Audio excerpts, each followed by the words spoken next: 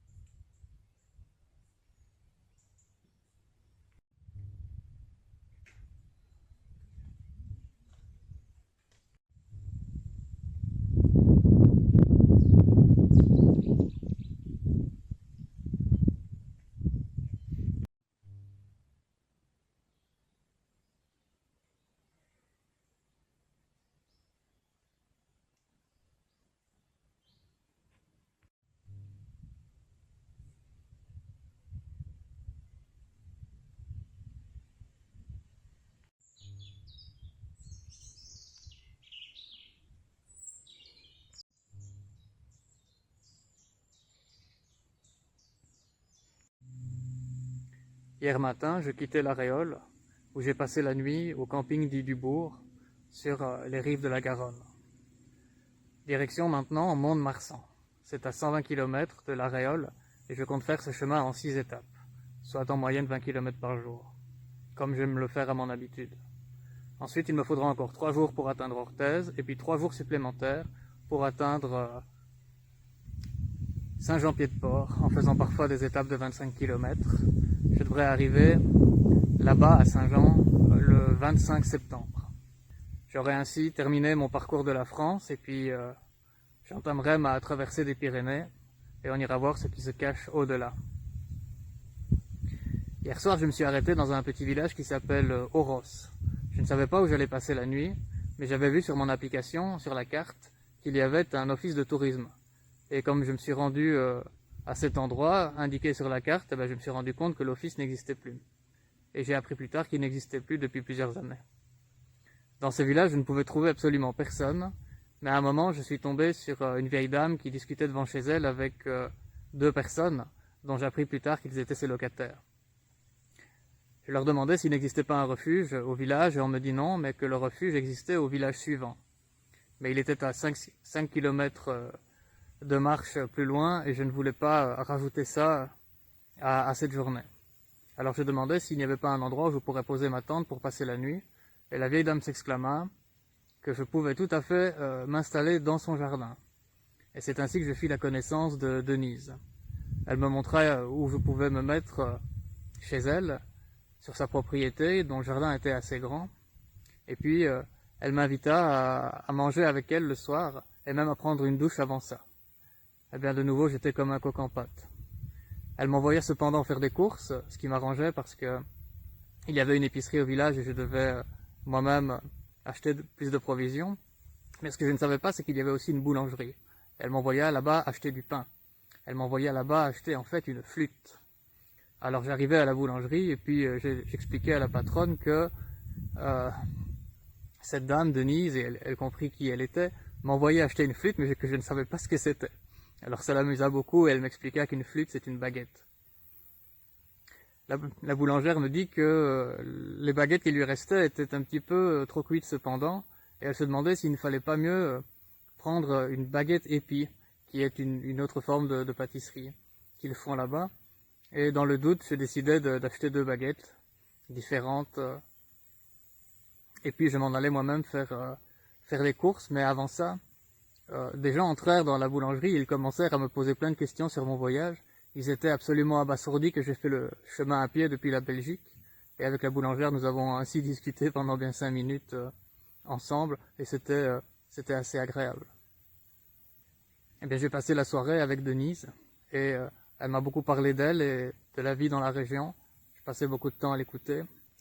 Denise avait préparé un repas tout simple. Il y avait de la soupe, et puis une omelette avec de la salade. Et en dessert, nous avions pris un fruit chacun. C'était simple, mais c'était très bon. Elle me parla de sa vie qui avait été difficile, combien elle avait perdu 2 enfants, et puis son mari il y a quelques années. Et je passais beaucoup de temps à l'écouter. J'avais acheté à la boulangerie 2 pains au chocolat comme dessert, et lorsque je l'ai sorti, je l'ai mis sur la table, ça lui fit très plaisir. Je lui parlais un petit peu de ma spiritualité, en quelques mots très simples, comme nous ne laissions jamais la souffrance aller jusqu'au bout, mais que nous pouvions rester avec elle, aller la toucher avec respect, avec bienveillance, sans se concentrer sur elle, mais voir qu'il y a tout un espace autour de ce nœud, pour ne pas que ce nœud soit comme prisonnier de notre attention. Et je proposais de voir ce nœud comme une fleur qui pouvait s'épanouir et puis faner. Et elle fut tout à fait étonnée par cette explication. Elle dit qu'elle n'avait jamais rien entendu de tel, mais cela semblait lui faire plaisir. Elle me dit que je devais avoir une bonne tête parce que ce n'était pas n'importe qui, me dit-elle, qu'elle aurait invité à passer la nuit dans son jardin, ni même à recevoir à sa table. Alors j'en étais plutôt flatté. Et lorsqu'elle me congédia, il était près de 20h30, nous avions passé vraiment un bon moment ensemble. C'était un moment chaleureux et elle me le dit. Elle me dit qu'elle avait passé un très bon moment et je lui dis que moi aussi j'avais apprécié cette soirée. Le lendemain, elle m'invita pour prendre le petit déjeuner et bien c'est comme ça que j'ai commencé ma journée avec une tasse de café et puis du pain de mie brioché, s'il vous plaît, et de la confiture de fraises faite maison et c'était absolument délicieux. Nous avons encore parlé de la vie, de choses et d'autres, et elle me dit à nouveau que ça lui avait fait du bien de parler avec moi, et ça m'avait fait très plaisir, moi aussi, de parler avec elle. Je lui ai demandé si elle aimerait que je lui envoie une carte de Saint-Jacques-de-Compostelle, une carte postale, et elle me dit oui. Et je vis que ce n'était pas une réponse simplement basée sur la politesse, je vis que il y avait une joie qui apparut sur son visage s'illumina vraiment à ce moment-là. Alors, ben voilà, Denise fera partie des chanceux à qui j'enverrai une carte depuis Saint-Jacques. Aujourd'hui, je fais une étape qui n'est pas très grande, je vais jusqu'à Bazas, parce que ça m'arrange pour la suite de mon itinéraire. À Bazas, il y aura une cathédrale, ah ben, je vais vous montrer ça en image tout à l'heure. Et puis, je ne sais pas où je vais passer la nuit, je ne sais pas s'il y a un refuge là-bas, je suppose que oui, parce que néanmoins la ville a l'air assez grande. Mais en tout cas, il y a un office de tourisme et ils m'aideront sûrement à trouver un coin où m'installer.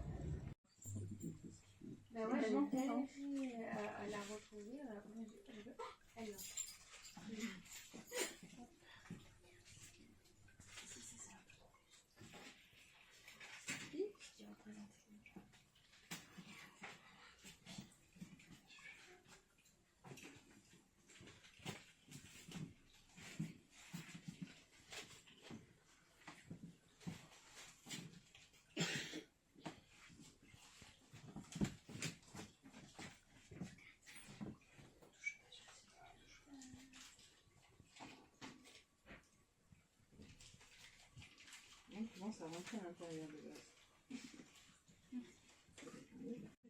En exposition. C'est ça. J'aurais jamais douté que c'était des personnages.